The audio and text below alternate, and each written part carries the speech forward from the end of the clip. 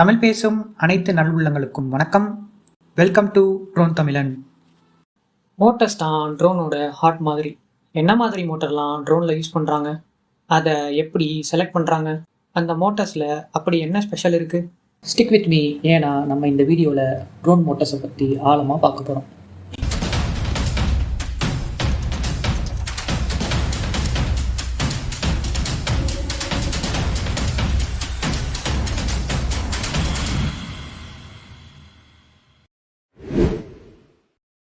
மோட்டர்ஸில் நிறைய டைப் இருக்குது.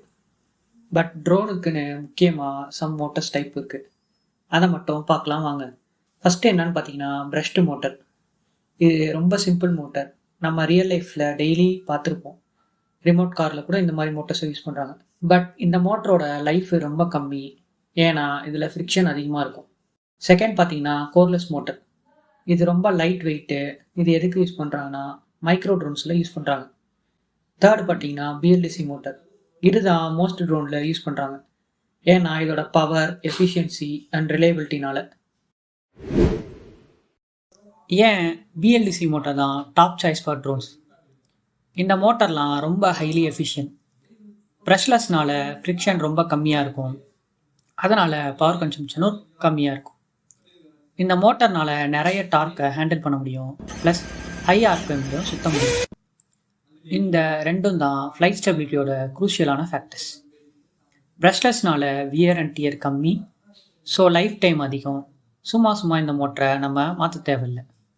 ட்ரோன்ஸ்க்கு ஒவ்வொரு கிராம் வெயிட்டும் ஒவ்வொரு வாட் பவரும் ரொம்ப முக்கியம். பிஎல்டிசி மோட்டர் தான் இதோட பர்ஃபெக்ட் சாய்ஸ். ரைட் மோட்டரை செலக்ட் பண்ணுறதுக்கு மோட்டரோட கீ ஸ்பெசிஃபிகேஷன் தெரிஞ்சுக்கணும். ஃபஸ்ட்டு பார்த்தீங்கன்னா கேவி ரேட்டிங், அதாவது கிலோ வோல்ட்.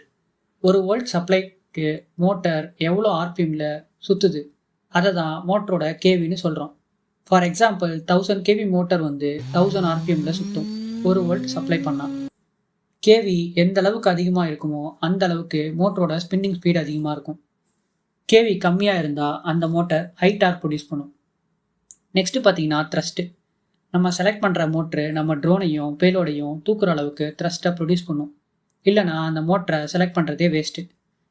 இண்டஸ்ட்ரியல் ஸ்டாண்டர்ட் படி அட்லீஸ்ட் 50% த்ராட்டலில் ட்ரோனு டேக் ஆஃப் ஆயிடணும். Third current draw. நம்ம வச்சுருக்க பேலோட ட்ரோன் லிஃப்ட் பண்ணி பறக்க மினிமம் எவ்வளோ கரண்ட் கன்சியூம் பண்ணுதோ அதை பொறுத்து தான் ட்ரோனோட என்டியூரன்ஸை கேல்குலேட் பண்ண முடியும்.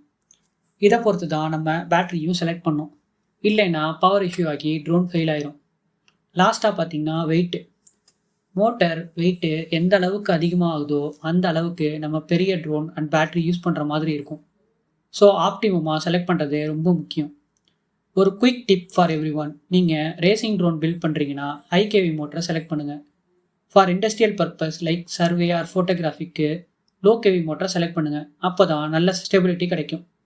ஸோ ஆட்டோமேட்டிக்காக இங்கே நம்ம பெரிய சைஸ் ப்ரொப்பலர் தான் யூஸ் பண்ணோம், நான் போன வீடியோவில் சொன்ன மாதிரியே. இன்னும் நிறைய விஷயம் இந்த மோட்டரை பற்றி இருக்குது, அதை நம்ம அடுத்தடுத்த வீடியோவில் பார்ப்போம். இப்போது பிஎல்டிசி மோட்டர் ஏன் பெஸ்ட்டுன்னு நம்மளுக்கு தெரியும். ஒரு குயிக் ரிமைண்டர் என்னென்னா, எப்போவும் நீங்கள் என்ன பர்பஸ்க்காக ட்ரோனை பில்ட் பண்ணுறீங்கன்னு அப்படின்றத டிசைட் பண்ணிவிட்டு மோட்டரை செலக்ட் பண்ணுங்கள். அதுக்கேற்றாப்பில் இஎஸ்சி அண்ட் பேட்டரியை சூஸ் பண்ணுங்கள். அப்போ தான் ஒரு பெஸ்ட்டு பர்ஃபார்மன்ஸை அச்சீவ் பண்ண முடியும். இதை எப்படி பண்ணணும் அப்படின்றத நான் அப்கமிங் வீடியோஸில் சொல்கிறேன்.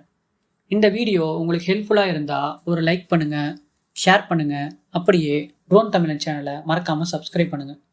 நீங்கள் என்ன மாதிரி ட்ரோனை பில்ட் பண்ண ட்ரை பண்ணுறீங்கன்னு கமெண்டில் மென்ஷன் பண்ணுங்கள்.